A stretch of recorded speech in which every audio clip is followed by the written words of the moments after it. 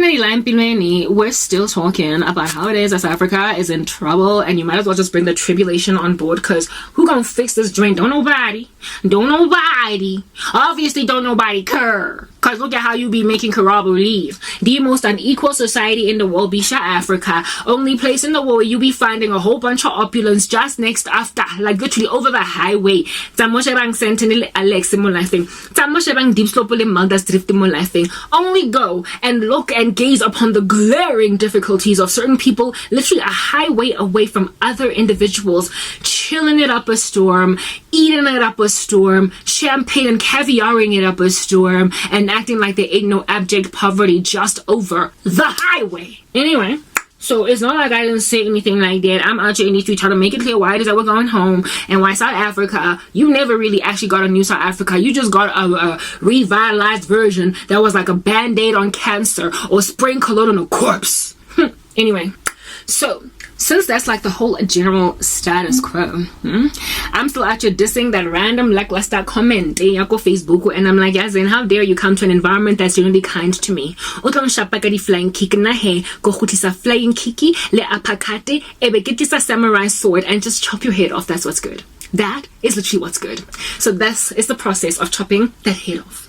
Manala not only embarked on a TRC process that never actually really recalibrated any scales from white supremacy to everybody else. The people were not actually even checked or guarded as having actually repented. Only look at how wealthy Kimang not Kimang walo aho o hektiki avia what was say nam again? Terrible Blanche, the terrible avalanche, otherwise known as Der Blanche. He died a wealthy man. I mean, nobody was really too broken when he passed away, because he was still gangster racist. However, Der Blanche never offered himself up for the TRC. So Der Blanche would be the tantamount to Grenschapo, guys, ne? Tantamount, let's just put that out there. He would be the tantamount of like a person that hears the gospel and is like, it's okay, it's fine, no, I'll take hell, I'll take my chances. Alright, so that Blanche Grandchap is stellar in comparison to everybody else, because if at all you claim to have embraced the gospel but you actually don't really have the light in you, your judgment is great, it is extreme, it is exorbitant, it is exquisite. Do you understand? So those actually that are that ought to be brought to book and handled in this nation are those who actually partook in the mercy amnestic process of reconciling the land together. People who were like, I'll come and I'll confess so you can forgive me for terrible crimes against humanity. Please give me amnesty. I choose amnesty because I'm addicted to life. These guys, they're the ones that today are wealthy, healthy, and wise in the country. They are chilling up tops on like mountainous, like ornate homes. Go Cape Town. And they are like, look at how I got away with it all. I just said sorry. People hated me for 5 seconds. Families cried. And then I still carried on. Whoops, I did it again. I'm making like a wicked Britney Spears. Okay. That's what's happened in this nation. But, okay, let's not just go and butt the heads of white supremacist white people. Let's go on right ahead and butt the heads of, like, entirely harlotrous and exorbitantly and painfully hypocritical supporters of the very people that everybody slapped on the wrist, who are now today running the country. The black people who not only let criminals go without any real true retribution, reconciliation, or any real true rehabilitation, but the ones who helped them not only continue in that state in all of their oomph, but to this day they are still getting funded by the very people that they let go. Not only that, they are stealing like no man's business from the land at large, such that it cannot actually grow. It can't move. We all know what happened, guys, after during the process of the transitory government, how it is that money went missing. There was like a whole bunch of money in the transitioning, the hopping over from the old regime to the new one that just disappeared. It found feet and freaking walked It got extinct like a dodo. And nobody knows to this day where that money's at. And we're not speaking hundreds of thousands of rands. We are speaking hundreds of millions of rands that just went missing. And this was money that it is suspected in the inquiry processes that went absolutely nowhere in trying to figure this out. This money, it is believed, was repatriated. Not repatriated, sorry, but just, dispersed evenly or unevenly amidst players in the satanic, very secretive, Illuminati-ish, Freemason-ish order that was about to come over the country like a dark cloak, therefore giving no light to the citizens on the ground.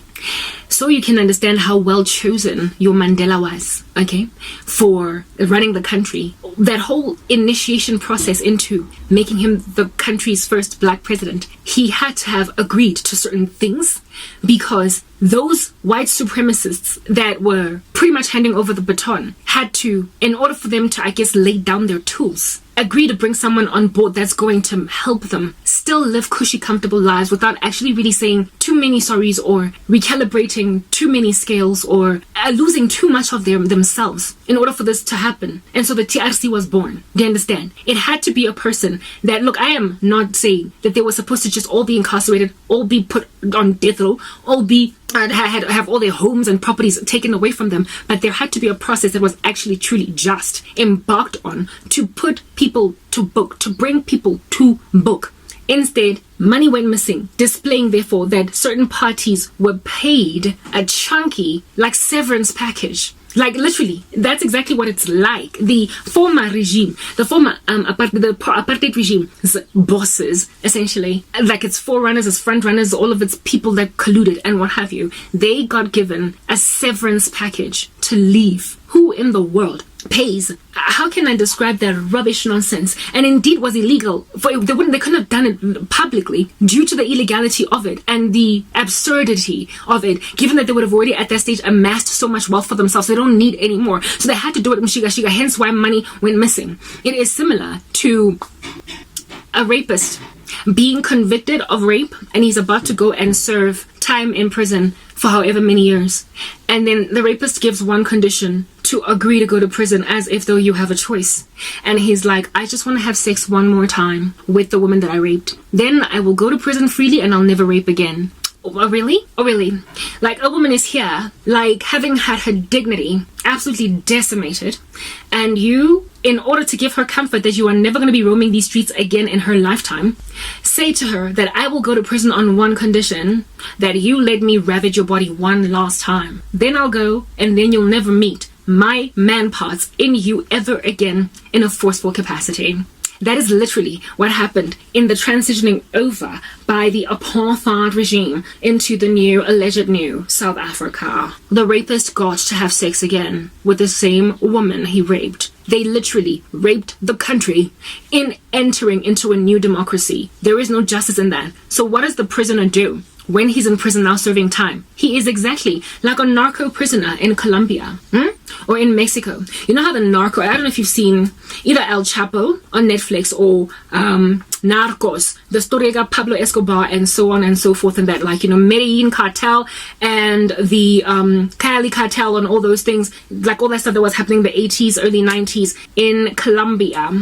There are these scenes after Pablo Escobar has been arrested, alleged arrest, okay, where he's chilling at La Catedral, alright, La Catedral, there in the mountains of Colombia, a prison he built, and he's apparently serving time.